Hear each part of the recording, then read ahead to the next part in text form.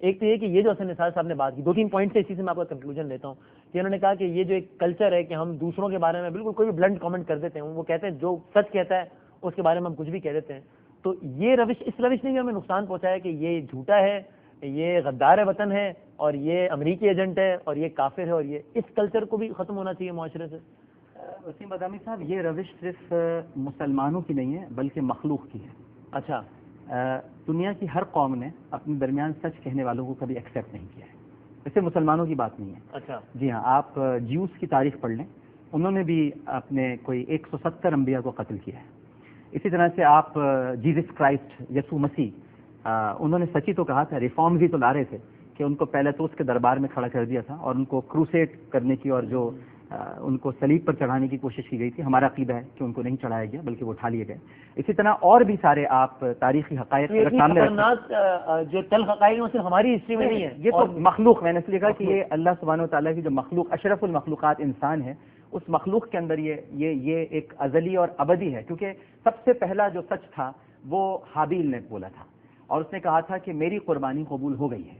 اس سچ کو قابیل نے ایکسیپٹ نہیں کیا تھا اور اس کے بعد حابیل کا قتل کیا تھا اس نے. تو یہ بنیادی طور پر ہم سچ کو ایکسیپٹ نہیں کرتے ہیں، اور جو بھی سچ بولنے والے لوگ ہوتے ہیں یا تو انہیں کافر، یا ان کو معاشرے میں انفٹ، یا انہیں ذہنی معذور، یا ان کو پاگل قرار دے کر، یا پھر گمراہ اور عقائد کا دشمن قرار دے کر انہیں قتل کرنے پر ہی فوقیت دیتے ہیں اور ان کو مار دیا جاتا ہے. تو یہ تو یہ صرف مسلمانوں کا ایشو نہیں ہے، یہ تو سبھی کا ہے. اور ایک بات اور بتا دیں، ہو سکتا ہے آج کے ہمارے پروگرام سے شاید کچھ لوگ یہ ایک بات، میک کرسٹل جو تھے، میں ایک مثال میرے ذہن میں آ رہی ہے، میک کرسٹل نے سچ بولا تھا، انہیں بھی فارغ کر دیا.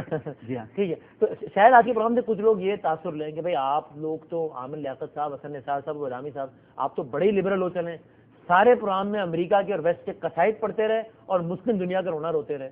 تو عامر لیاقت صاحب، حسن نثار صاحب چلیں گے، ظاہر تو ان کے غیر موجودگی میں بات کرنا مناسب نہیں ہے، لیکن میں جنرلی آپ سے پوچھ رہا ہوں، جس معاشرے کی مثالیں دے رہے ہیں، بہرحال جنسی بیرا روی کا اور ہر کئی لحاظ سے اخلاقی گراوٹ کا شکار تو ہے نا وہ بھی معاشرے یا نہیں؟ دیکھیے، وہ حسن نثار صاحب ہمارے بڑے ہیں، ان کا اپنا ایک موقف ہے، لیکن بیرا روی اپنی جگہ پر ایک درست بات ہے. اس پر کبھی ڈیبیٹ ہوگی تو ہم وہ بھی ہوں گے موجود، اچھا لگے گا بھی، میں اس پر کوئی میں نے کہا آج کی پروگرام کے بعد. لیکن میں یہ ضرور کہہ دوں آپ سے کہ لبرل کا کیا مطلب ہوتا ہے.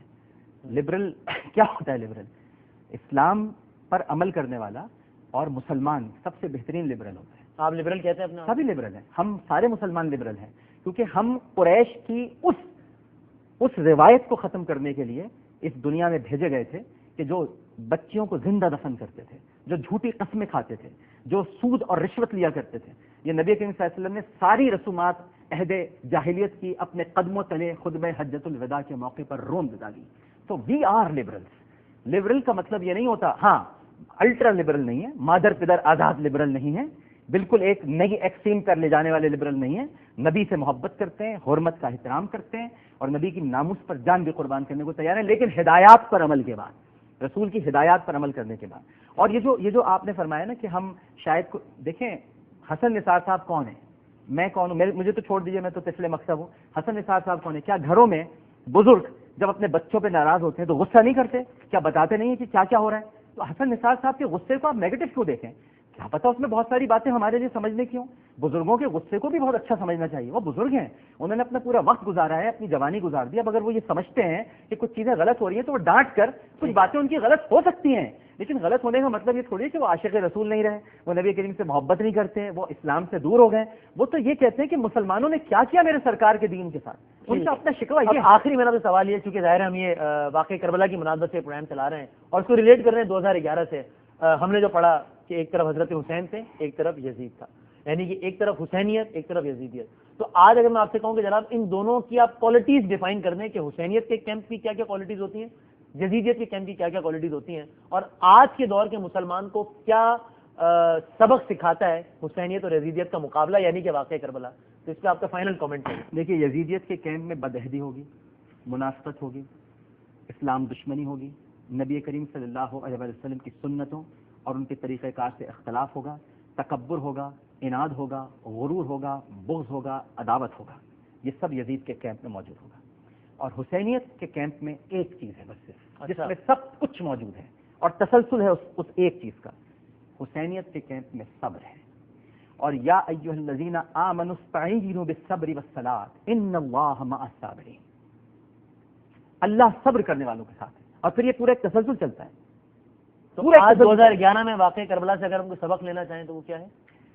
صبر کریں، برداشت لائیں، اور آگے کی آیات کو اس کے ساتھ جو جڑی ہوئی ہیں محسوس کریں کہ وَلَنَبْلُوَنَّكُمْ بِشَيْءٍ مِّنَ الْخَوْفِ وَالْجُوعِ وَالنَّقْصِ مِّنَ الْأَمْوَالِ وَالْأَنفُسِ وَالثَّمَرَاتِ وَبَشِّرِ الصَّابِرِينَ الَّذِينَ إِذَا أَصَابَتْهُمْ مُصِيبَةٌ قَالُوا إِنَّ لِلَّهِ وَإِنَّا إِلَيْهِ رَاجِعُونَ أُولَٰئِكَ عَلَيْهِمْ صَلَوَاتٌ مِّن رَّبِّهِمْ وَرَحْمَةٌ وَأُولَٰئِكَ هُمُ الْمُهْتَدُونَ۔ ہمیں صبر کرنا ہے، اللہ کی رضا پر راضی رہنا ہے، صرف صبر تھا ان کے پاس۔ یا ایھا النفس مطمئنہ ارجعی الی ربک راضیۃ مرضیہ۔ یہ صبر سب کچھ ہے، صبر میں سچ بھی ہے، صبر میں حقانیت بھی ہے، صبر میں حق بھی ہے، صبر میں بد عہدی کا انکار بھی ہے، صبر میں عہدوں کی پاسداری بھی ہے، صبر میں امانت بھی ہے، صبر میں صداقت بھی ہے، سب کچھ صبر۔ صبر میں عمل ہے، یعنی اسی کہ شاید کچھ لوگ آپ کی بات سے تاثر لیں گے، آپ کہہ رہے ہیں صبر کرو، ٹھیک ہے کرو، اپنی صبر کرتے رہو، اللہ بہتر کرے گا۔ صبر کا مطلب ہی عمل ہے، عمل بھی ہے نا، صبر ہی عمل ہے۔ صبر از اے ورب، صبر جو ہے ورب ہے، یہ تو نہیں کہ میں گھر پہ بیٹھ جاؤں جی صبر کر رہا ہوں اللہ بہتر کرے گا۔ عملی تو ہے، یہ سب سے پہلے عملی تو کرنا پڑے گا۔ صبر کا مطلب یہ ہوتا ہے کہ ڈٹ جائیں اور ایک مسئلے پر یا ایک ایشو پر جو آپ پر مسلط کیا جا رہا ہے، اللہ کی رضا پر راضی رہتے ہوئے عمل کریں، اور صبر کرتے ہوئے جنگ جیتنے کے لیے میدان میں نہ اتریں۔ اس لیے جنگ جیتنے کے لیے نہ اتریں، جنگ صرف جیتنے کے لیے نہیں ہوتی، جنگ اپنے موقف کے اظہار کے لیے ہوتی ہے، جنگ نظریات کے تحفظ کے لیے ہوتی ہے، جنگ دین کو بچانے کے لیے ہوتی ہے، جنگ صرف جیتنے کے لیے نہیں ہوتی۔ کربلا میں اگر حضرت حسین امام علی مقام جنگ جیتنے کے لیے نہیں اترے تھے، امام علی مقام اپنے نانا کے دین کو بچانے کے لیے اترے تھے، اور وہ جانتے تھے کہ ظاہری طور پر وہ جنگ ہار جائیں گے، لیکن امام علی مقام کو پتا تھا کہ جب بی بی زینب یزید کے دربار میں خطبہ دیں گی تو اس وقت اذان ہوگی، اور جب اذان ہوگی تو وہ کہیں گے کون جیتا، کس کا نام لیا جا رہا ہے، تیرا نام لیا جا رہا ہے یا ہمارے نانا کا نام لیا جا رہا ہے۔